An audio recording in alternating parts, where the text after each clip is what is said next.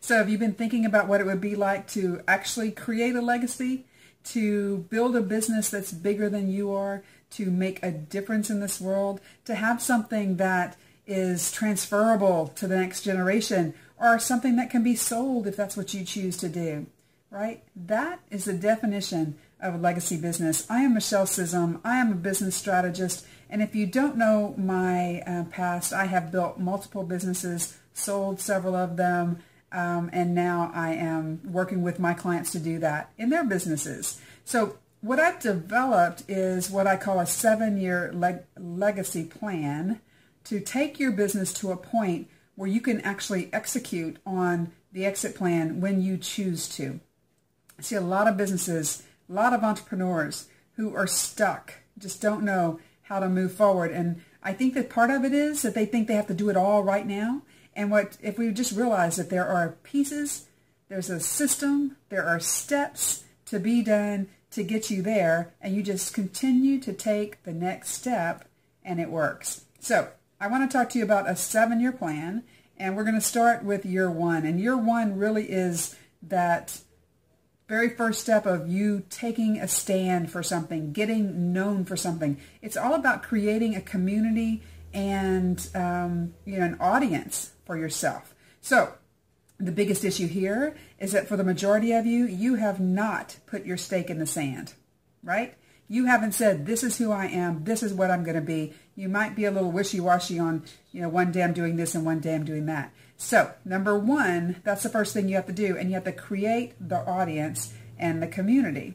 The second thing you're going to do is, and this is usually what I see in about year 2, and listen, if these years don't line up for you, it's okay, because maybe year 1 took 3 years. So maybe I should call it phase 1. How about that? That's what I'll do.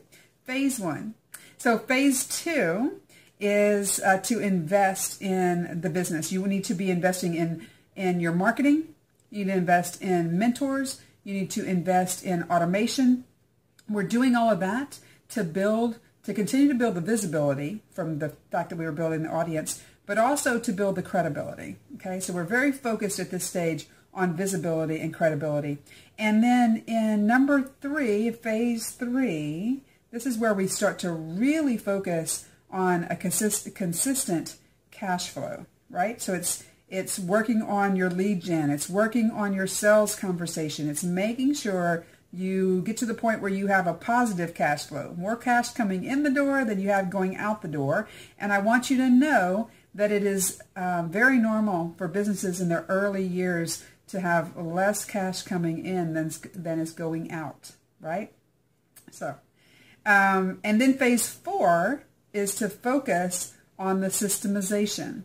If we were starting this from scratch and starting you anew with me right now, I would say that this should be about year 4, year 5 of your progress. You really are focused on the systems for growth. So, what is your client intake? What is, you're building a team, all of those systems, all those internal systems that make things work, your lead gen and all of that. And then phase 5 would be to focus on your leverage plan. So this is where you are truly turning your business into something that is scalable.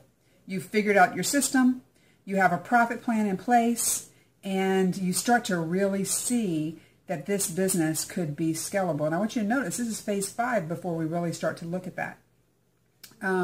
Phase 6 is one of my favorite ones. I call it the free me plan. In my business, they call it the free Michelle plan. And this is when we start to realize that this business is truly larger than we are, when we start to shift the responsibilities in the business. If you make a to-do list in the morning, 80% of that to-do list should be handled by your team. And the other 20%, those things that can be done only by you, should be handled by you. And so when we start to see that shift in responsibilities, then and only then are we building a business that can live on without you. Okay? And then phase 7 is the true stabilization of the company. And so at this point, your systems are working. Your cash flow is consistent. You're growing, and you're growing in a profitable way. You have a leverage plan in place. Everything's starting to come together in that 7th phase, or hopefully that 7th year. And then at that point, once that comes together, you are looking at the opportunity, the ability to be able to choose whether you do or do not want to execute your exit plan. So I don't want someone else to make the decision for you.